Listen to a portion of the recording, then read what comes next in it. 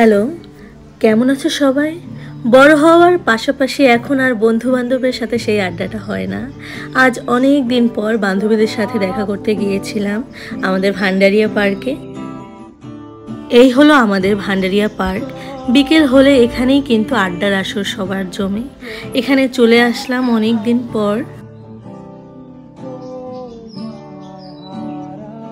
জায়গাটাও অনেক সুন্দর, সামনে নদী এবং বিকালবেলা আড্ডা দেওয়ার মতো একটা জায়গা। এখানে অনেক বাতাস।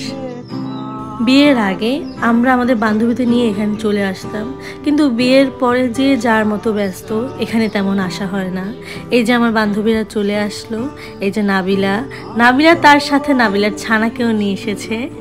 সে এখন বড় হয়ে গেছে, নাবিলার সাথে সাথে সব জায়গায় সে যাবে। সাইমনিও চলে এসেছে। এই হলো আমাদের ছোট্ট বোন আনিকা এবং মিম। এখানে কিছুক্ষণ থেকে আমরা আড্ডা দিলাম, সাথে পপকর্ন এবং চিপস খেলাম, কিন্তু সেটা আর দেখানো হলো না আড্ডার তালে তালে। একজন মা হওয়ার যে কত কষ্ট আমার মা সবসময় বলে, তোরা কিন্তু একসাথে তাল গাছ হইস নে। আমার এই বান্ধবীদের না দেখলে আমি বুঝতামই না। বাচ্চার মায়ের অবস্থা, আরে নাবিলা কি নাবিলা দিয়া কি হইয়া গেলি, কান্দো বাবা কান্দো। এখানে আমার বান্ধবীরা দেখছিলাম, যেহেতু অনেক বড় হয়ে গেছে, কারণ ও যে নরম ছিল আর সে এখন মা হয়ে গেছে, সে তার মায়ের সাথে সাথে থাকবে। এরপর আমরা চলে গিয়েছিলাম খেয়াঘাট। এটা হলো ভান্ডারিয়া লিয়াকত মার্কেটের খেয়াঘাট। আমরা খেয়াঘাটে করে ওপারে যাব হোসেন প্লাজাতে। এখান থেকে খেয়াঘাটের ভাড়া জন প্রতি 5 টাকা করে। আর নৌকায় উঠতে কার না ভালো লাগে। বন্ধু বান্ধব এমন একটা জিনিস, মন খারাপ থাকলেও এদের সাথে থাকলে মন ভালো হয়ে যায়। এই বান্ধবীও কিন্তু বাচ্চার মা, সে তার মেয়েকে বাড়িতে রেখে এসেছে তার মায়ের কাছে।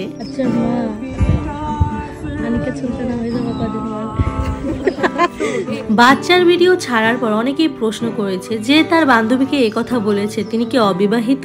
না রে ভাই, আমি বিবাহিত, আর আমি আমার বান্ধবীর সাথে মজা করার জন্য এমনটা বলেছিলাম। দিদি দিদি এই যে আমরা চলে এসেছি হোসেন প্লাজাতে।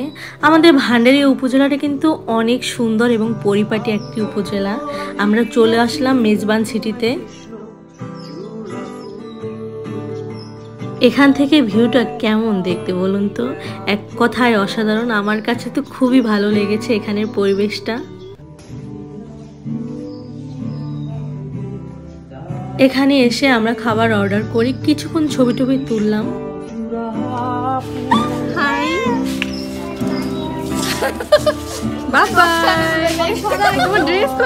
বাচ্চার গরম লাগার কারণে সে জামা খুলে ফেলেছে। অন্যদিকে আমাদের একটা ফ্রেন্ডের আরো আগে আসার কথা ছিল, কিন্তু সে আসতে অনেকটাই লেট করে ফেলেছে। অবশেষে সে আমাদের মাঝে এসেছে, বনি। আমরা একসাথে সবাই মিলে কিছু ছবি তুলে নিলাম। সবাই এখানে এসে আগে ঠান্ডা অর্ডার করে নিল, কিন্তু আমার কাছে গরম শীতকাল কোনোটাই ব্যাপার না। আমার গরমকাল হলেও চা কফি খেতেই হবে।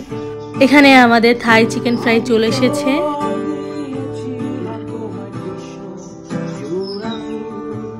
পরিবেশটা এতই সুন্দর, এখান থেকে যাওয়ার ইচ্ছাই ছিল না, কারণ এত পরিমাণ বাতাস, খুবই ভালো লাগছিল এখানে। আর এখানে তো তিনি বার্গার খাচ্ছে। বিয়ের আগে এবং বিয়ের পরে বান্ধবীদের সাথে আলোচনার টপিকও কিন্তু চেঞ্জ হয়ে যায়। এখানে কিন্তু আমরা আমাদের জামাইকে নিয়ে কথা বলছিলাম আর সংসার নিয়ে কথা বলছিলাম।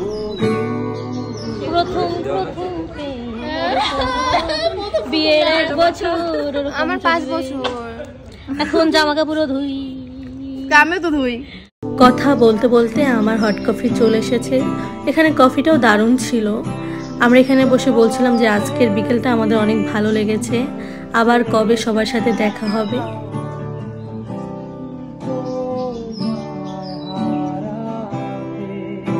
এখন আমরা যে যার বাসার উদ্দেশ্যে রওনা করব।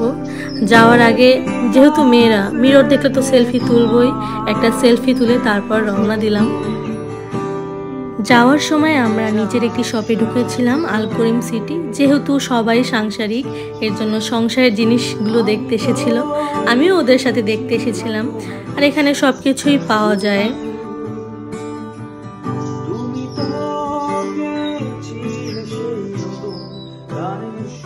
নাবিলা ও কি পড়ে যাবে? একটা জিনিস মনে পড়ে, আগে মায়ের সাথে বাজারে আসলে প্রথমত আমি জামা কাপড়, কসমেটিক, জুতা এগুলো দেখতাম, কিন্তু এখন আমি বাজারে আসলে জামা কাপড়, কসমেটিক্স একটু দেখি, কিন্তু সংসারের জিনিসগুলো একটু বেশিই দেখি। বিশেষ করে হাঁড়ি পাতিল এগুলোর দিকে আমার সবসময় বেশি চোখ যায়। অন্যদিকে বাসায় আমি যতই হাঁড়ি পাতিল কিনি সেগুলো কিন্তু রান্না করি না, সুন্দর সাজিয়ে গুজিয়ে রেখে দিই, ভাবি যে ওগুলো কবে আমি রান্না করব। তারপরে মেয়েদের কিন্তু এরকম একটা চাহিদা থাকে যে না অনেক হাঁড়ি পাতিল হবে, এগুলো কিন্তু মেয়েদের একটা ভালোবাসা। সবাই চলে যাবার পর আমি এবং আনিকা চলে এসেছিলাম রিজার্ভ পুকুর।